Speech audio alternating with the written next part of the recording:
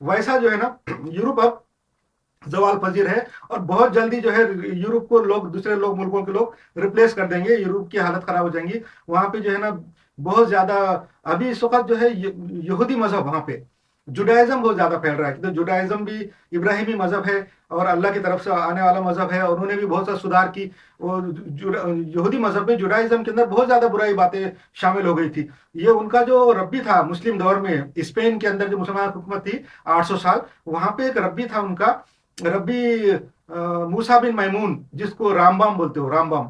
रामबम जो है उसने जो है जुडाइज्म में, यहूदी मजहब में इस्लाहात की, उसके अंदर सुधार किया, और उसको जदीद तरीके से और इस्लाम के करीब लाने की बहुत कोशिश की। क्यों? तो उसने इस्लाम की बहुत स्टडी की थी रामबम ने, मुसलमानों के साथ रह के इस्लाम की बहुत स्टडी की। बल्कि वो मुसलमान होने का भी नाटक करता था, नमाजें पढ़ता था, मुसलमानों के मदरसों में पढ़ता था, और वो अपने आप को मुसलमान भी जाहिर किया कुछ दिन उसने।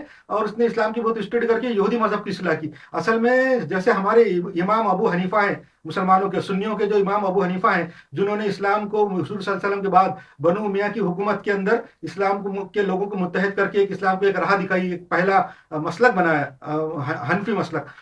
जैसा इमाम अबू हनीफा का मुकाम है, वैसा मुकाम जो है यहूदियों में रामबाम का है, रब्बी मूसा बिन मैमून का। तो उसने जो है उनको